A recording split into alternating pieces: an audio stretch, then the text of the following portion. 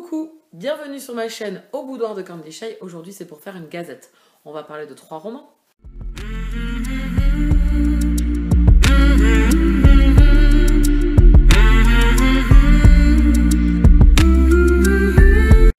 Le tout premier c'est Indopté de Anaclis Anderson aux éditions Addictive.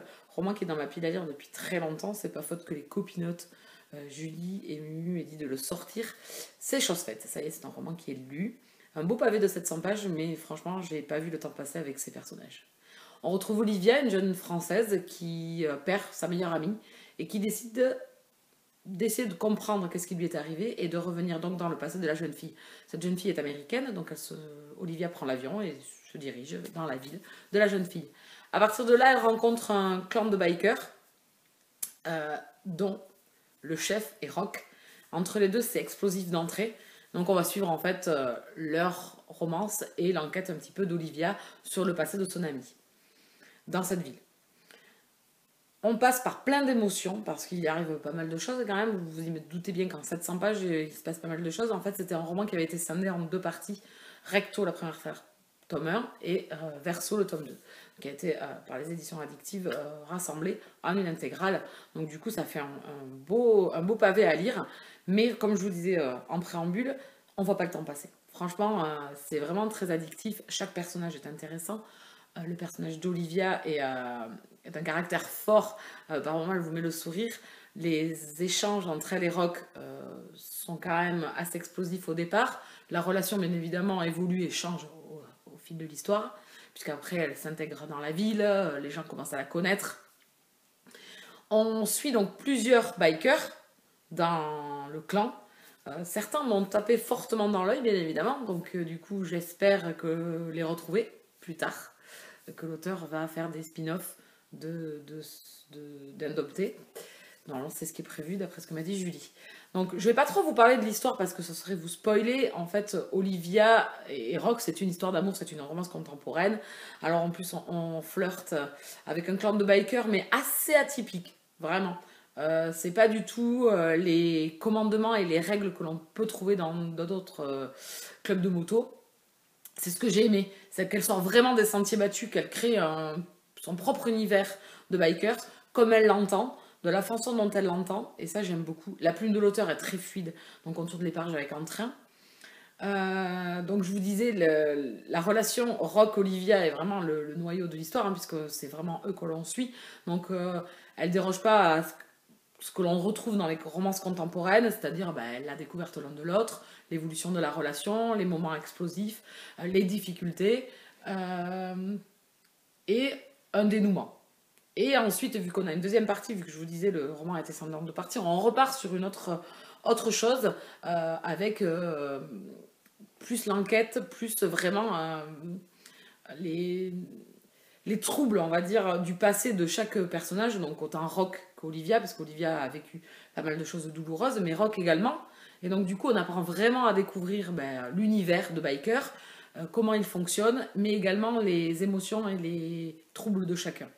Donc, et chaque personnage, en fait, même secondaire, qui fait partie du club, amène aussi énormément d'émotions et a ses troubles. Chacun a ses troubles un petit peu. Et donc je vous dis, moi, chaque biker, en fait, il n'y en a pas un que j'ai préféré. Dans chaque personnage, dans chaque mâle, on va dire, homme de cette saga, chacun a quelque chose de fort et d'important et qui nous accroche un petit peu, nous, en tant que lectrices, si on aime les beaux mâles. Donc du coup, voilà. Olivia est un personnage que j'ai aimé. Alors c'est rare, les personnages féminins dans les romances contemporaines, j'ai des fois du mal, parce qu'elles me tapent sur les nerfs. Là, j'ai vraiment aimé. En plus, il y a de l'humour.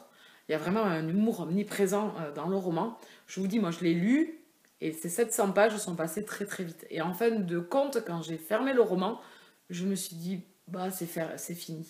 C'est fini, je ne le reverrai plus. Et du coup, j'ai dû aller discuter un petit peu avec Julie, et en fin de compte, ou c'est Julie qui est venue discuter plutôt avec moi, pour savoir ce que j'avais pensé du roman, et qui m'a dit qu'il y aurait une suite donc sur d'autres personnages de la saga, et voilà. Et en fait, c'est un manque que l'on a profondément en finissant ce roman, c'est que, zut quoi, en fait, on a plein de choses qui ne sont pas terminées, plein de choses qui ne sont pas abouties pour certains personnages, et du coup, on est un peu sur la retenue. Donc on passe par plein d'émotions puisqu'on on suit les deux personnages et on suit leur haut et leur bas. Et du coup, on est toujours un peu frustré et un peu dans l'adrénaline de savoir ce qui va se passer, surtout dans leur relation.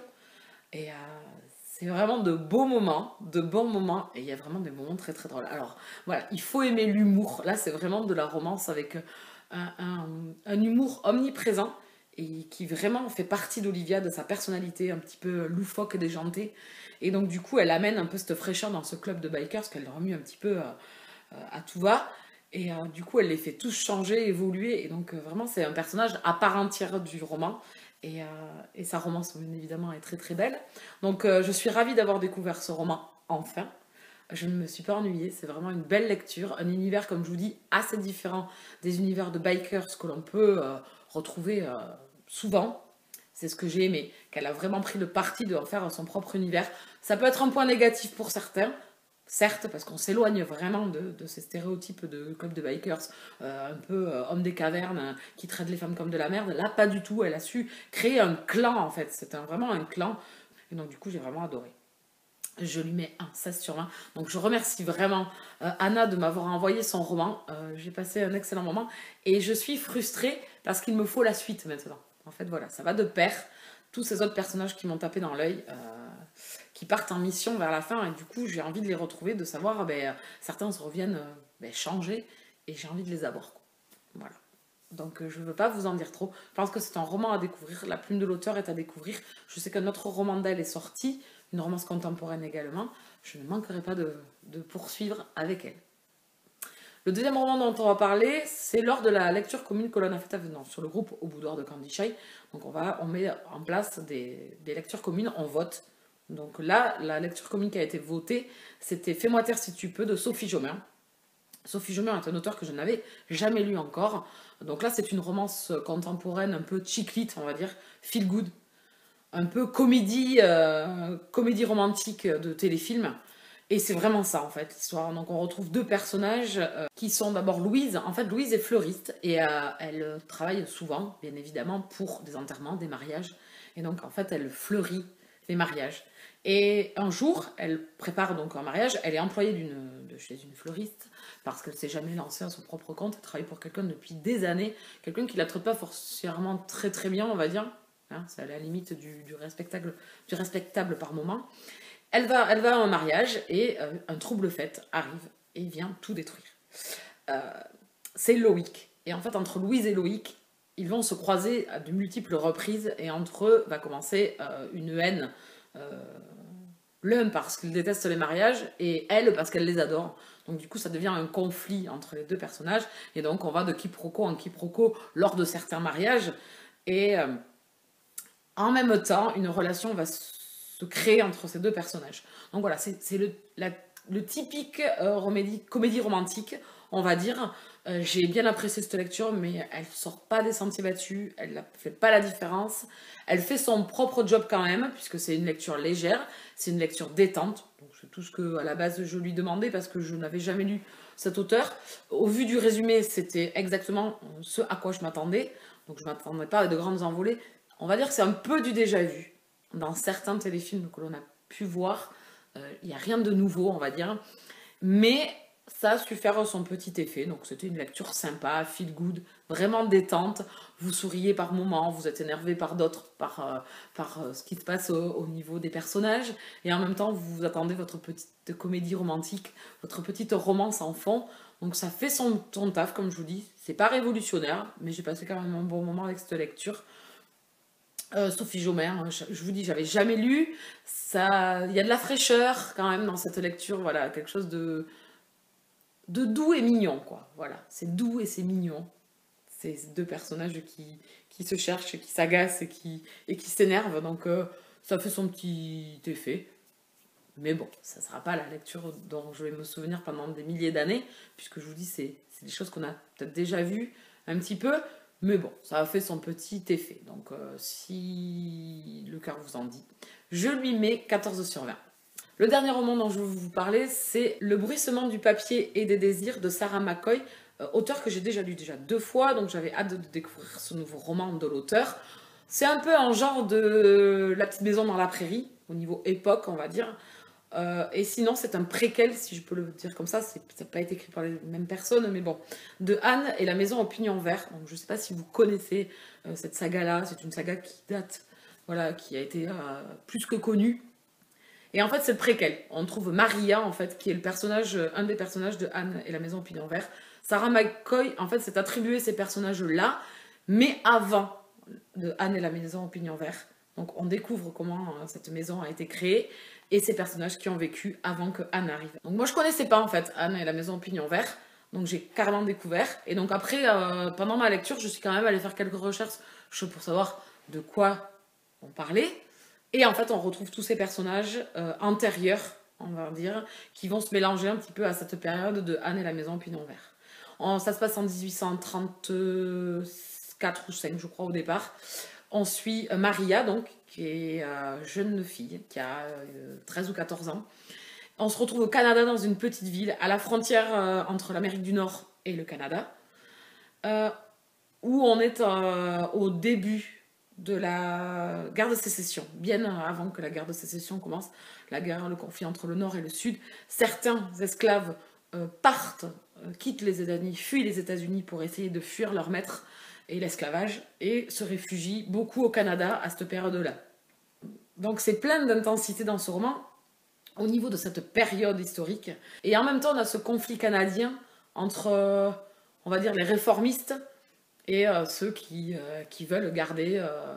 c'est une principauté britannique, donc ils veulent garder la monarchie, et ceux qui ont un côté plus révolutionnaire, qui veulent amener de nouvelles idées et un nouveau changement à leur statut, puis ils essayent de se détacher. Donc il y a ces petits conflits, on va dire, dans ces villes, où on va dire cette tension est présente, et donc on va suivre Maria, qui est une jeune fille en fait qui rêve d'indépendance, qui rêve de liberté, qui a une tante qui a vécu comme elle l'a désiré, qui est très proche de sa famille et qui vit pour sa famille, et un jour lui arrive un événement tragique qui vient tout bouleverser et qui remet en question sa vie, et à partir de là elle fait des choix qui m'ont fortement touchée, qui m'ont mis en colère aussi et qui m'ont vraiment frustrée.